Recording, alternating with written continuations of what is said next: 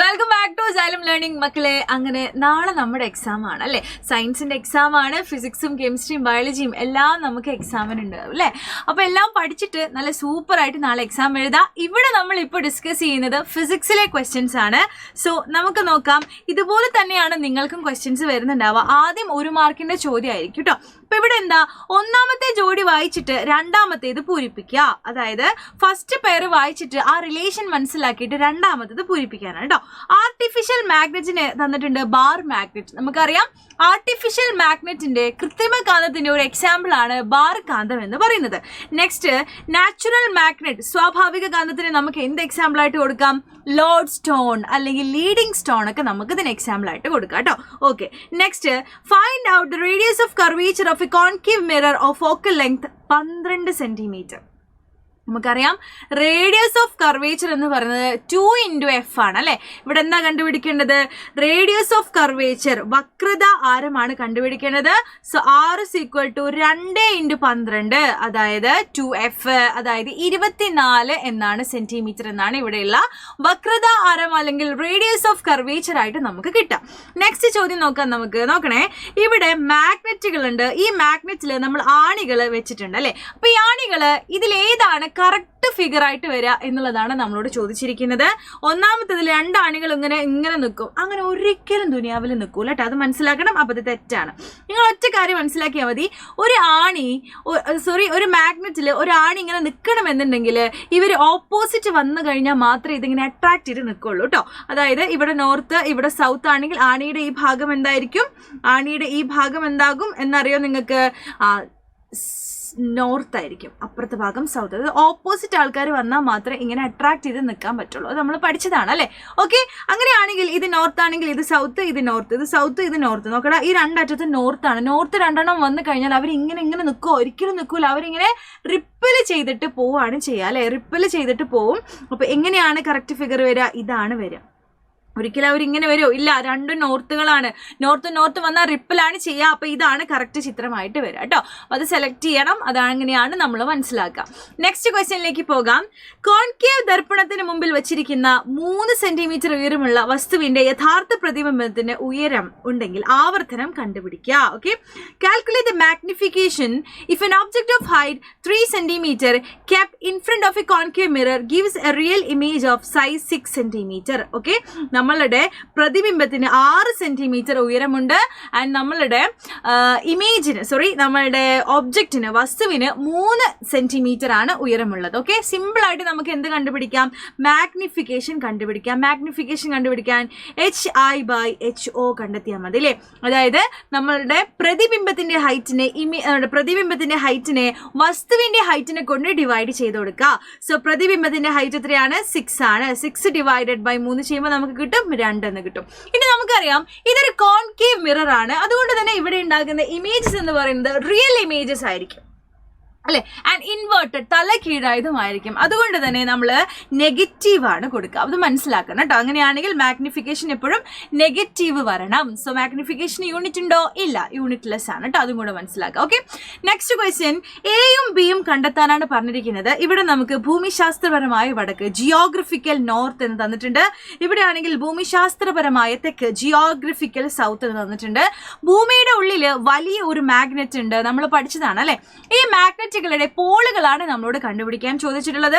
So ഇവിടെ north ആണെങ്കിൽ മക്കളെ ഈ ഭാഗം എന്തായിരിക്കും? സൗത്ത് ആയിരിക്കും. എ സൗത്ത് ആയിരിക്കും, ബി എന്തായിരിക്കും? നോർത്ത് ആയിരിക്കും കേട്ടോ. നമ്മൾ പഠിച്ചതാണ്.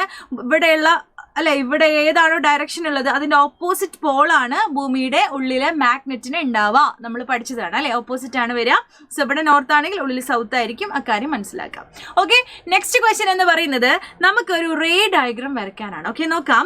A ray of light is incident on the pole of a concave mirror at an angle of 30 degree. അയ്യോ, അതിന് മുന്നേ റിഫ്ലക്ഷനുമായി ബന്ധപ്പെട്ട ഒരു ചോദ്യമുണ്ട്.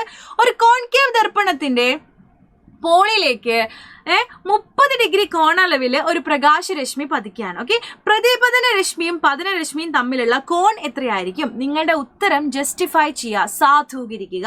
മക്കളെ, നമ്മൾ പഠിച്ചതാണ് അല്ലെ, കോൺകേവ് മിറർ ഇതാണെങ്കിൽ ഇതാ ഇങ്ങനെയാണ് സംഭവിക്കുന്നതെങ്കിൽ നമ്മൾ പഠിച്ചതാണല്ലോ.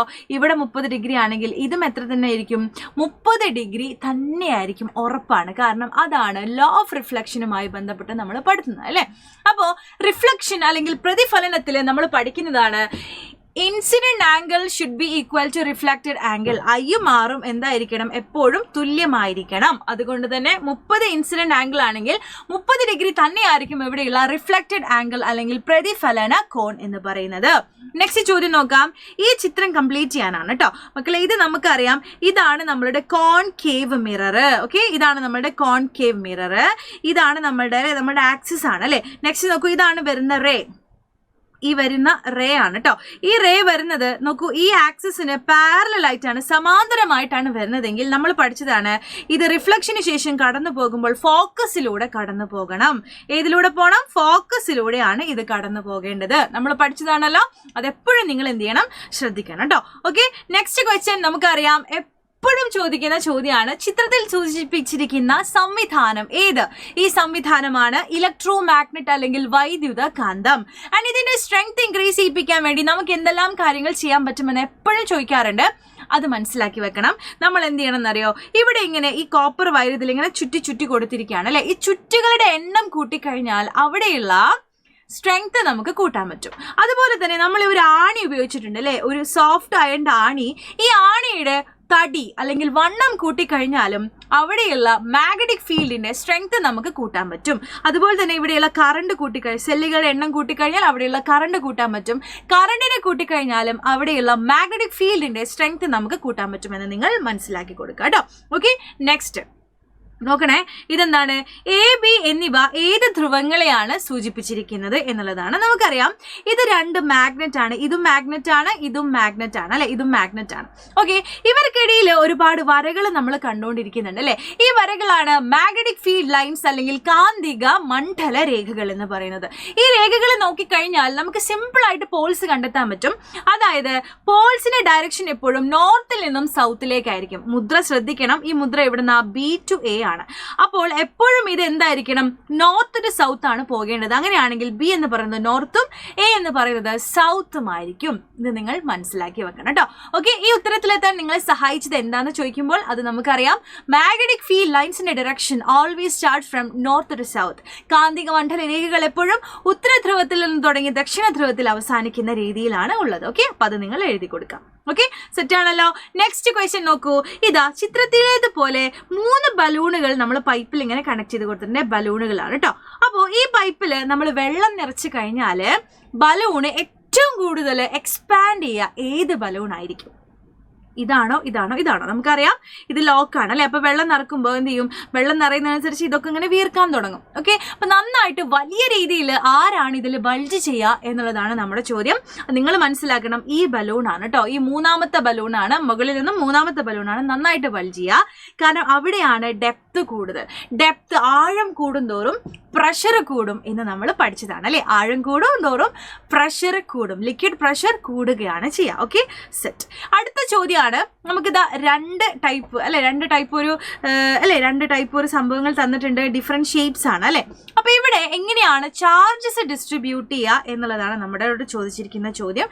അത് വരച്ചു കൊടുക്കുക മക്കളെ. ഇവിടെയൊക്കെ ചാർജസ് ഇങ്ങനെ, ഏതെങ്കിലും ചാർജസ് ആണെങ്കിൽ ഇങ്ങനെ ആയിരിക്കും. പക്ഷെ കോണുകൾ, അതായത് കൂർപ്പുള്ള ഭാഗങ്ങളിൽ ചാർജസ് ഇങ്ങനെ കൂടി കൂടി കൂടി കൂടി കൂടി കൂടി കൂടി കൂടി ഭയങ്കരമായിട്ട് കൂടി നിൽക്കുന്നതായിട്ട് നിങ്ങൾക്ക് കാണാൻ പറ്റും കേട്ടോ. ഓക്കെ, അതുപോലെ തന്നെ ഈ കോർണറിൽ എന്ത് ചെയ്യും? ചാർജസ് ഭയങ്കര കൂടുതലായിരിക്കും കേട്ടോ. അവിടെയൊക്കെ ചാർജസ് ഭയങ്കര കൂടുതലായിട്ടാണ്. അവിടെ ഇങ്ങനെ തിങ്ങി നിറങ്ങിയായിരിക്കും. ഇവിടെയാണെങ്കിൽ അവിടെയും ഇവിടെയൊക്കെ കേട്ടോ. അങ്ങനെയാണെങ്കിൽ ഇവിടെ ഇങ്ങനെ ചാർജസ് ഇങ്ങനെ കൂടിയായിരിക്കും. ഇവിടെയാണെങ്കിൽ ഫുൾ പോസിറ്റീവാണ് ഞാൻ വരച്ചു കൊടുത്തിട്ടുള്ളത്.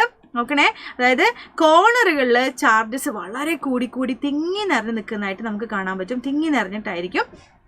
എന്നാൽ എന്നാൽ അല്ലെ നമ്മളുടെ ഇങ്ങനെയുള്ള അല്ലെ നമ്മൾ ഇതുപോലെയുള്ള പ്ലെയിൻ ഷേപ്പുകളിൽ ചാർജസ് ഇങ്ങനെ വളരെ ഈവൻ ആയിട്ട് ഡിസ്ട്രിബ്യൂട്ട് ചെയ്തിട്ടുണ്ടാകും. പക്ഷെ കോണുകളിൽ തിങ്ങി നിറഞ്ഞിട്ടായിരിക്കും എന്ന് നിങ്ങൾ മനസ്സിലാക്കണം കേട്ടോ. ഓക്കെ, അടുത്ത ചോദ്യം, ഘർഷണത്തിന്റെ 2 മേന്മകളും ദോഷങ്ങളും എഴുതുക. Write any 2 advantages and disadvantages of friction. Okay, അപ്പൊ ഞാൻ അഡ്വാൻറ്റേജസ് പറഞ്ഞുതരാം. ഓക്കെ, ഡിസ്അഡ്വാൻറ്റേജസ് നിങ്ങൾ എഴുതണം കേട്ടോ, ദോഷങ്ങൾ നിങ്ങൾ എഴുതണം. ഘർഷണം കൊണ്ട് ഗുണമുണ്ടോ ദോഷമൊക്കെ ഉണ്ട് അല്ലെ. അപ്പൊ ഗുണം എന്ന് പറയുന്നത് നിങ്ങൾ മനസ്സിലാക്കുക, നമുക്ക് നടക്കാൻ കഴിയുന്നത് ഘർഷണമുള്ളതുകൊണ്ടാണ് അല്ലെ. നമ്മൾ നടന്നുകൊണ്ട് പോകുന്ന സമയത്ത് നമ്മൾ എന്ത് ചെയ്യുന്നുണ്ട്, നമ്മുടെ റോഡിൽ ഫോഴ്സ് കൊടുക്കും അല്ലെ. അപ്പൊ നമ്മുടെ കാലും ആ റോഡും തമ്മിൽ ഒരു ഫ്രിക്ഷൻ വരും അല്ലെ, ഒരു ഫ്രിക്ഷൻ വരും. അതിന്റെ ഭാഗമായിട്ടാണ് നമുക്ക് നടക്കാൻ കഴിയുന്നത് കേട്ടോ. അപ്പൊ നടക്കാൻ സാധിക്കുന്നത് ഘർഷണത്തിന്റെ അഡ്വാൻറ്റേജ് ആണ്, ഗുണമാണ്. നെക്സ്റ്റ്, നമുക്ക് വസ്തുക്കളെ പിടിക്കാൻ പറ്റുന്നതും എന്താണ്, ടു ഹോൾഡ് ഒബ്ജക്ട്സ് എന്താണ്, അഡ്വാൻറ്റേജസ് ഓഫ് ഫ്രിക്ഷൻ ആണ്. ആൻഡ് ദ ക്വസ്റ്റ്യൻ എന്ന് പറയുന്നത് നിങ്ങളുടെ ടാസ്ക് ആണ് ഡിസ്അഡ്വാൻറ്റേജ് ഓഫ് ഫ്രിക്ഷൻ. അതായത് നമ്മുടെ ഫ്രിക്ഷന്റെ ദോഷങ്ങൾ ഒന്ന് എഴുതിയാൽ മതി കേട്ടോ. ഒറ്റൊന്നെങ്കിലും നിങ്ങൾ പറയണം, ഒന്ന് പറഞ്ഞാൽ മതി. ഒന്ന് ഞാൻ പറഞ്ഞുതരാം, ഫ്യൂവൽ ലോസ് ഒക്കെ ഉണ്ടാവും കേട്ടോ, ഇന്ധന നഷ്ടം ഉണ്ടാവും.